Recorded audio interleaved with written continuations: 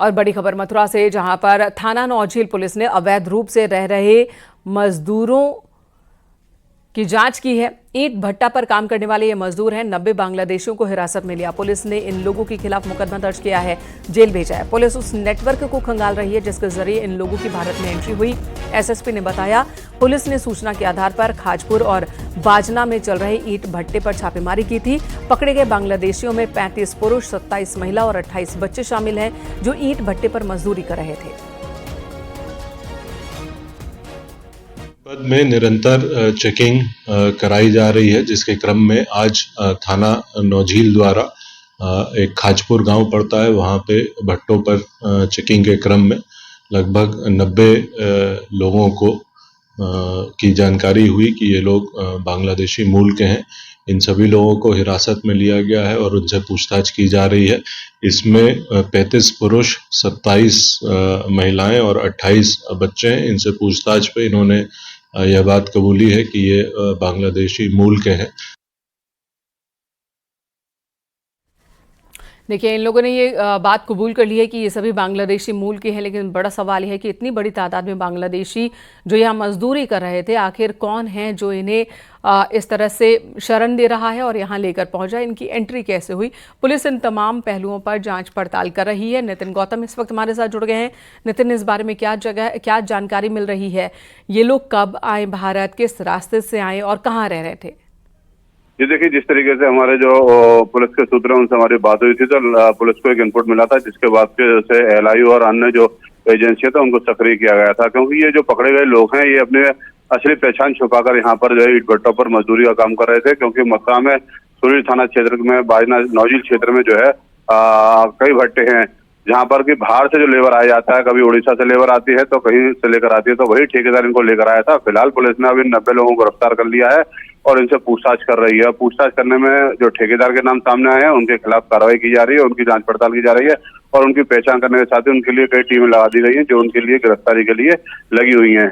तो कहा जा सकता है कि पुलिस की जो एक बड़ी कार्रवाई है, जो घुसपैठी है, लगातार जो मथुरा एक बड़ी शरण स्थली रही है बांग्लादेशियों के लिए। पूर्व में भी यहाँ पर कई बांग्लादेशी पकड़े गए हैं और बड़ी संख्या में यहाँ पर बांग्लादेशी पकड़े गए हैं। इसी के चलते जो एसएसपी श्लोक कुमार थे, उनके द्वारा अभियान चलाया गया था घुसपैठी के खिलाफ और उसी में पुलिस को बड़ी सफलता। सवाल ये भी है कि जब भी मजदूरी दी जाती है, मजदूरों का वेरिफिकेशन भी होता है, तो क्या ईंट भट्टा मालिकों की ओर से इन सभी का वेरिफिकेशन नहीं हुआ था? इन्हें काम भी दे दिया गया? हम आपको बताएंगे, जो ईंट भट्टा मालिक होते हैं, संचालक होते हैं, उनके द्वारा जो ठेकेदार होते हैं, जो ठेका पर लेबर लेकर आते हैं, क्योंकि ईंट भट्टों पर जो काम करने वाली जो लेबर होती है वो दूसरे प्रांतों की होती है। तो जो ठेकेदार होते हैं, उनके माध्यम से जो लोग आते हैं, लेबर आती है, उसी माध्यम से जो ईंट संचालक थे उन्होंने रखा था और जो ठेकेदार थे उनके द्वारा उनको इनकी आईडी उपलब्ध कराई गई थी। इसी की पुलिस जांच कर रही है कि आखिर जो फर्जी आईडी है वो कहाँ से बनी है, किस तरीके से इनको उपलब्ध कराई गई, किन लोगों के द्वारा उपलब्ध कराई गई थी। इन्हीं सब चीजों की जांच जो है सुरक्षा एजेंसी कर रही है। जी, क्या ठेकेदार तक पहुंच पाई है पुलिस? जिस ठेकेदार ने इन सबको यहाँ रखवाया था, उससे उनमें से किसी की गिरफ्तारी हुई है? देखिए, अभी इसमें सबसे बड़ी बात यही है कि जो मजदूर थे उनका जब पुलिस ने वेरिफिकेशन किया, क्योंकि ठेकेदार एक जगह पे नहीं रहता है, कई भट्टों पर वो जो अपना एजेंट्स के रूप में वहां पे काम देता है।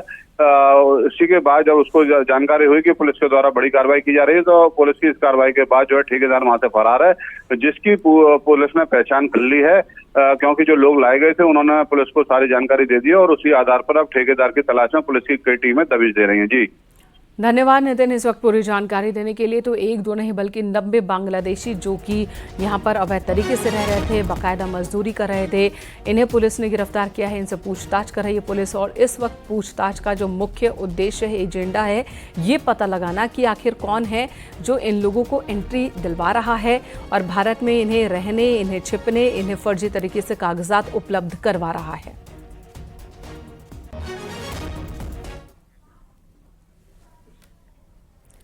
सहारनपुर के भैंसराव गांव के कस्तूरबा गांधी आवासीय विद्यालय में फूड पॉइजनिंग का मामला सामने आया। आवासीय विद्यालय में खाना खाने के बाद कई छात्राओं की तबीयत बिगड़ गई। सभी को बुखार और उल्टी की शिकायत होने लगी, जिसके बाद उन्हें अस्पताल ले जाया गया। हालांकि 6 से ज्यादा छात्राओं को इलाज के बाद डिस्चार्ज किया गया है। डॉक्टर्स ने भी फूड पॉइजनिंग की आशंका ही जताई है। साथ ही छात्राओं ने भी खराब खाने की शिकायत की है।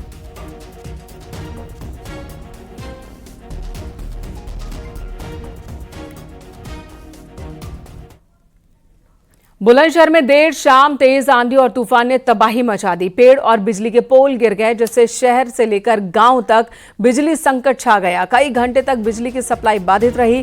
तेज हवाओं की वजह से लोगों को गर्मी से तो राहत मिल गई, लेकिन जनजीवन अस्त व्यस्त दिखा। आंधी तूफान की वजह से फसलों को बहुत नुकसान हुआ।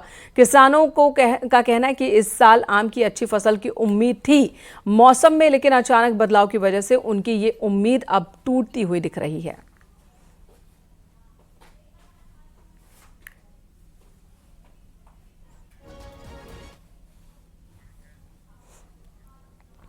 और एक और तस्वीर ऐसी आपको दिखाते हैं ग्रेटर नोएडा से, जहां कल देर शाम आंधी ने तबाही मचा दी है। ग्रेटर नोएडा के सेक्टर 22D में ओएसिस ग्रैंड स्टैंड सोसाइटी में आंधी की वजह से भारी नुकसान हुआ। सही बात है, अभी आई कितनी तेज है अभी। बालकनी में जो पिलर है वो बालकनी में गिरा।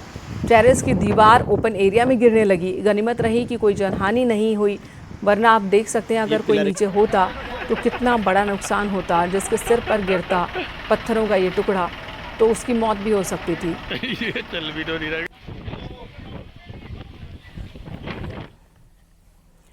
दिल्ली एनसीआर में शुक्रवार को तेज आंधी आई थी और इस आंधी तूफान ने काफ़ी तबाही मचाई। इस तबाही की तस्वीरें सामने आने लगी हैं, जिसमें आपको ये दिखा रहे हैं। तस्वीरें अलग अलग सेक्टर्स की हैं। एक तस्वीर नोएडा की आपको दिखा रहे हैं, जहां तेज़ आंधी तूफान आप देख सकते हैं। धूल हर तरफ छा गई, कई पेड़ उखड़ गए। तो दूसरी तस्वीर आपको दिखा रहे हैं, सोसाइटी के अंदर की तस्वीर है। कई सोसाइटी के तो शीशे टूट गए, दरवाजे टूट गए, खिड़कियां टूट गई। इतनी ज़्यादा रफ्तार थी हवा की, भारी नुकसान हुआ घरों को।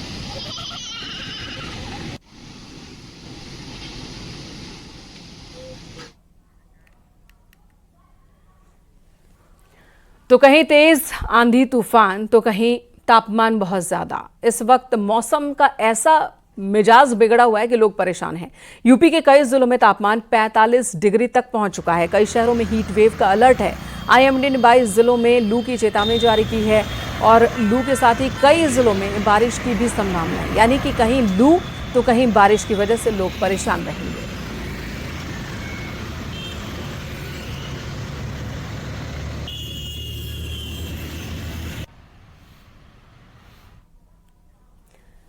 मेरठ में भी लोग गर्मी और प्रदूषण के डबल अटैक से परेशान हैं। जहां एक तरफ तापमान 42 डिग्री के पार पहुंच गया, वहीं जिले में हवा की गुणवत्ता में भी गिरावट आई है। मेरठ प्रदेश के सबसे प्रदूषित शहरों में शामिल है, जिससे नागरिकों के स्वास्थ्य पर बुरा असर पड़ रहा है। लगातार बढ़ रहा है, कैसे मात दे रहे हैं गर्मी को? क्या करें, गर्मी तो है ही। बताओ, ये जो इतने वाहन चल रहे हैं, एसी वगैरह चल रही है, इनकी वजह से ही तो गर्मी है। प्रदूषण ज्यादा है, इस वजह से गर्मी है। प्रदूषण ज्यादा है, इस वजह से गर्मी है। और धुंध का भी मौसम रहता है, मॉर्निंग में धुंध का भी मौसम आता है, पोल्यूशन भी रहता है, और ये भी एक बड़ा कारण है जी। ये भी एक बड़ा कारण है, आप कह रहे हैं। और देखो, हर घर में कोई ना कोई एक घर आप ऐसा बता दो जिसमें एसी ना लग रही है, उसका भी तो भभका है, बहुत गर्मी है। इस वजह से भी गर्मी हो रही है। तो कोल्ड ड्रिंक आप पी रहे हैं और इससे कुछ राहत मिल रही है? नहीं, राहत क्या, बस ये तो जो है पी ली ठीक है, नहीं तो कोई राहत वाहत तो कुछ है ना बस। और आप कोल्ड ड्रिंक पी रहे हैं, सॉफ्ट ड्रिंक पी रहे हैं, कितने हालात खराब है इस वक्त गर्मी की वजह से? गर्मी की वजह से बहुत बड़ी दिक्कत है। और अब जान बचाने के लिए ठंडा कुछ तो लेना तो पड़ेगा ही। बहुत दिक्कत है गर्मी। 44 डिग्री सेल्सियस 45 डिग्री सेल्सियस के आसपास हो गया है और आने वाले दिनों में कह रहे हैं कि अब लगातार ये जो है टेम्परेचर बढ़ता ही जाएगा। हाँ, टेम्परेचर बढ़ता ही जा रहा है और उसी को देखते हुए जो है खुश्की भी उतनी ज़्यादा आती जा रही है, तो पीना तो पड़ेगा। आजकल सेल कैसी चल रही है? बहुत बढ़िया चल रही है, बहुत बढ़िया। सेल बहुत अच्छी चल रही है, इस महीने तो बहुत ही अच्छी हुई है। तो लोग सॉफ्ट ड्रिंक्स पी रहे हैं और आप यहीं पर शॉप में डेली लग जाती है और जो भी लोग आते हैं cold drink soft drink P करके इस गर्मी को मात देने की जुगत में लगे रहते हैं। बेशक, अब ये ठंडा पी लेते हैं, थोड़ी बहुत सुकून मिल जाती है बॉडी को। उसके बाद में फिर वही धूप, वही किल्लत, यही रहता है बस। इटावा में फार्मर रजिस्ट्री, यानी कि किसानों के लिए रजिस्ट्री कराने के लिए किसानों को जागरूक किया जा रहा है ताकि वो रजिस्ट्रेशन कराएं। डीएम और कृषि अधिकारी गांव-गांव जाकर उन्हें जागरूक कर रहे हैं। किसान चौपाल लगा रहे हैं, किसानों को जागरूक किया जा रहा है। सरकार की सभी सुविधाएं इस रजिस्ट्रेशन के बाद उठाई जा सकती हैं, इस बात की जानकारी दी जा रही है।